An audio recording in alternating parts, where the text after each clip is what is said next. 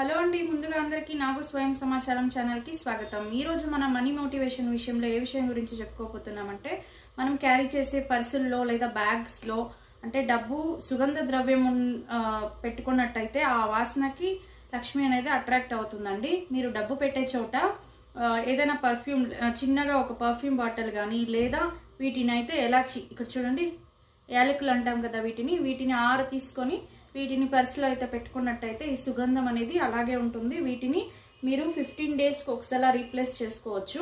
తీసేసి నీళ్లు పారే జాగాలో వేసేసి లేకపోతే ఒక పూల కుండీలో వేసేసేయండి. వేరే వాటిని సేమ్ యథావిధిగా మళ్ళీ ఒక చిన్న పేపర్లో పొట్లం లాగా కట్టి కావాలంటే కూడా పెట్టుకోవచ్చు.